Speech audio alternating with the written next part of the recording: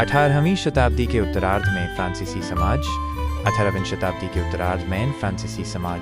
खंड 1, क्रांति की पूर्व संध्या पर फ्रांस। क्रांति की पूर्व संध्या पर फ्रांस। 1774 में बॉर्बन राजवंश के लुई 16वें फ्रांस के राजा बने। जब वे राजा बने तो उन्होंने खाली राजकोष पाया। खाली राजकोष, इतना खजाना खाली क्यों था? लंबे समय तक चले युद्ध, वर्साई के महल में शानदार दरबार के रखरखाव की लागत। लुई 16 ने ब्रिटेन से 13 अमेरिकी उपनिवेशों को स्वतंत्रता प्राप्त करने में मदद की थी, जिससे और भी अधिक कर्ज बढ़ गया।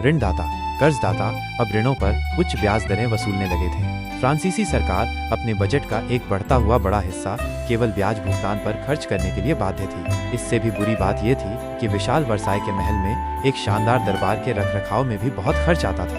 एस्टेट्स का समाज 18वीं शताब्दी में फ्रांसीसी समाज 3 भागों में विभाजित था, जिन्हें एस्टेट्स कहते थे।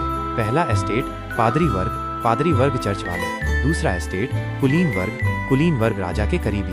तीसरा एस्टेट, इसमें बड़े व्यवसायी, व्यापारी, वकील, किसान, कारीगर, भूमिहीन मजदूर और नौकर सभी शामिल थे। एस्टेट्स की प्रणाली सामंती व्यवस्था का हिस्सा थी, जो मध्य युग से चली आ रही थी। जन्म के आधार पर विशेषाधिकार, पहले और दूसरे एस्टेट के लोगों को कुछ विशेष अधिकार मिले हुए थे, जो उन्हें पैदा होते ही मिल जाते थे। इनमें सबसे महत्वपूर्ण राज्य को करों का भुगतान करने से छूट थी। कर और तीसरा एस्टेट, केवल तीसरे एस्टेट के लोग ही करों का भुगतान करते थे। ये कर भी अलग अलग तरह के होते थे। टाइप, यह एक प्रकार का कर था जो तीसरे एस्टेट के लोग चर्च को देते थे, अपनी पैदावार का 10वां हिस्सा। टाइल, यह प्रत्यक्ष कर था जो सीधे राज्य को भुगतान किया जाता था। अप्रत्यक्ष कर भी थे जो दैनिक उपभोग की चीजों जैसे नमक और तंबाकू पर लगते थे। तो आप देख सकते हैं कि तीसरे एस्टेट पर करों का बोझ था, जबकि पहले और दूसरे एस्टेट ने विशेषाधिकारों का आनंद लिया और कोई कर नहीं दिया। इससे समाज में बहुत नाराजगी पैदा हुई। खंड 2, जीवित रहने के लिए संघर्ष। जनसंख्या में वृद्धि। फ्रांस की जनसंख्या 1715 में लगभग 23 मिलियन थी, जो 1789 में बढ़कर 28 मिलियन हो गई। खाद्यान्न की बढ़ती मांग, जनसंख्या बढ़ने से अनाज की मांग भी बढ़ गई। स्थिर मजदूरी, अधिक मांग होने के बावजूद मजदूरों की मजदूरी ज्यादा नहीं बढ़ी। वे आमतौर पर कार्यशालाओं, कारखानों के मालिकों के अधीन काम करते थे और वे अपनी मर्जी से मजदूरी देते थे। बढ़ता हुआ अंतर, इस वजह से अनाज की कीमत तो बढ़ती गई, लेकिन मजदूरी उतनी ही रही। इससे अमीर और गरीब के बीच का अंतर और बढ़ गया। जीविका संकट, जब भी सूखा या ओले पड़ते थे तो फसल खराब हो जाती थी और यह स्थिति और भी बुरी हो जाती थी। रोटी की कमी हो जाती थी और लोगों के लिए अपना जीवन बचाना मुश्किल हो जाता था। इस तरह की चरम स्थिति को जीविका संकट कहा जाता है। खंड 3, एक बढ़ते हुए मध्यम वर्ग ने विशेषाधिकारों के अंत की कल्पना की। नए सामाजिक समूह। 18वीं शताब्दी में एक नया सामाजिक समूह उभरा, जिसको मध्यम वर्ग कहते हैं। ये लोग विदेशी व्यापार और निर्मित वस्तुओं जैसे ऊनी और रेशमी वस्त्रों के व्यवसाय से पैसे कमाते थे। शिक्षित और विचार, इस मध्यम वर्ग में कुछ शिक्षित लोग भी थे, जैसे वकील और प्रशासनिक अधिकारी।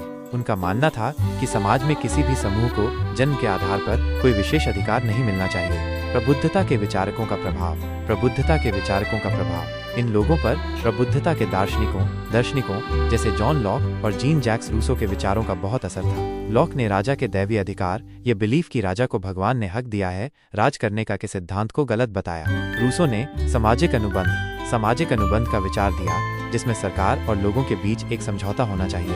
विचारों का फैलाव, ये विचार सैलून, बैठकों और कॉफी हाउस में चर्चा किए जाते थे और पुस्तकों और समाचार पत्रों के माध्यम से लोगों तक पहुंचते थे। जो लोग पढ़ नहीं सकते थे, उनको ये विचार जोर से पढ़कर सुनाए जाते थे। विशेषाधिकारों पर सवाल, लुई 16 द्वारा करों को बढ़ाने की खबर से ये जो विशेषाधिकार प्राप्त प्रणाली थी, उसके खिलाफ लोगों का गुस्सा और बढ़ गया। खंड 4, क्रांति की शुरुआत, the outbreak of the revolution. States general का आह्वान, convocation of the states general. Louis 16 को बढ़ते हुए विरोध का सामना करना पड़ा। खाली खजाने को भरने के लिए उन्हें नए कर लगाने की जरूरत थी। लेकिन फ्रांस में राजा अकेले नए कर नहीं लगा सकता था। इसके लिए उसे एस्टेट्स जनरल की बैठक बुलानी पड़ती थी, जो एक राजनीतिक संस्था थी जिसमें तीनों एस्टेट्स के प्रतिनिधि शामिल होते थे। पिछली बार इसकी बैठक 1614 में हुई थी। बैठक की तैयारी preparations for the meeting. Louis 16 ने 5 मई 1789 को वर्साई में एस्टेट्स जनरल की बैठक बुलाई। तीनों एस्टेट्स ने अपने अपने प्रतिनिधियों को भेजा। पहले और दूसरे एस्टेट में 300-300 प्रतिनिधि थे, जबकि तीसरे एस्टेट में 600 सदस्य थे, क्योंकि उनकी जनसंख्या ज्यादा थी। मतदान का नियम, वोटिंग रूल्स। एस्टेट्स जनरल में मतदान का नियम ये था कि प्रत्येक एस्टेट को एक वोट मिलता था। तीसरे एस्टेट के सदस्य इस नियम के खिलाफ थे। वे चाहते थे कि मतदान पूरी सभा द्वारा किया जाए, जिसमें प्रत्येक सदस्य को एक वोट देने का अधिकार हो। यह एक लोकतांत्रिक सिद्धांत था जिसे रूसो जैसे विचारकों ने आगे बढ़ाया था। असफलता और national assembly. Failure and the national assembly. जब राजा ने तीसरे एस्टेट के इस प्रस्ताव को अस्वीकार कर दिया तो तीसरे एस्टेट के प्रतिनिधि विरोध में सभा से बाहर चले गए। 20 जून को वे वर्साई के इंडोर टेनिस कोर्ट में इकट्ठा हुए। उन्होंने खुद को नेशनल असेंबली घोषित किया और शपथ ली कि जब तक वे फ्रांस के लिए एक संविधान तैयार नहीं कर लेंगे तब तक वे अलग नहीं होंगे। उनका नेतृत्व मिराबो और एब्बे सीएस जैसे लोगों ने किया। मिराबियो एक कुलीन परिवार से थे, लेकिन उन्होंने सामंती विशेषाधिकारों का विरोध किया। एब्बे सीएस एक पादरी थे और उन्होंने तीसरा एस्टेट क्या है नामक एक प्रभावशाली पुस्तिका लिखी थी। अशांति जारी, कंटिन्यूइंग अनरेस्ट।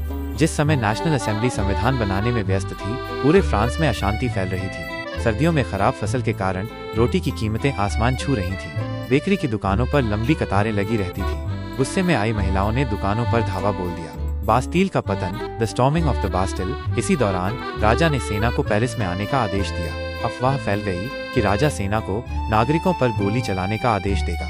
14 जुलाई 1789 को गुस्से से भरे हजारों लोगों ने बास्टील के किले पर धावा बोल दिया और उसे नष्ट कर दिया। बास्टील राजा की निरंकुश शक्ति का प्रतीक था, इसलिए इसका पतन क्रांति की शुरुआत माना जाता है। खंड 5। फ्रांस में संवैधानिक राजतंत्र। France becomes a constitutional monarchy. विशेषाधिकारों का उन्मूलन, एबोलिशन ऑफ प्रिविलेजेस। बास्टील के पतन के बाद गांवों में भी किसानों ने विद्रोह कर दिया।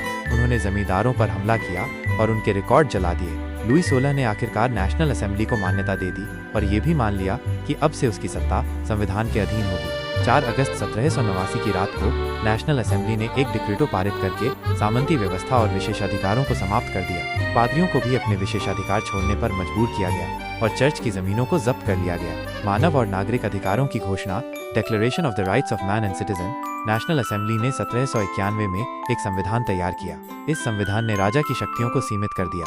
अब शक्तियां विधायिका, कानून बनाने वाली संस्था, कार्यपालिका, कानून लागू करने वाली संस्था और न्यायपालिका, अदालतें के बीच विभाजित और हस्तांतरित कर दी गई। इस प्रकार फ्रांस एक संवैधानिक राजतंत्र बन गया। सभी नागरिकों को वोट देने का अधिकार नहीं था। केवल वे पुरुष जिनकी उम्र 25 वर्ष से अधिक थी और जो कम से कम 3 दिन की मजदूरी के बराबर कर चुकाते थे, उन्हें सक्रिय नागरिक माना गया और उन्हें वोट देने का अधिकार था। शेष पुरुषों और सभी महिलाओं को निष्क्रिय नागरिक माना गया। अधिकारों की घोषणा, डिक्लेरेशन ऑफ राइट्स। संविधान ने मानव और नागरिक अधिकारों की घोषणा के साथ शुरुआत की। इसमें जीवन का अधिकार, भाषण और अभिव्यक्ति की स्वतंत्रता का अधिकार, कानून के समक्ष समानता का अधिकार जैसे बुनियादी अधिकारों को नैसर्गिक और अहस्तांतरणीय अधिकार घोषित किया गया।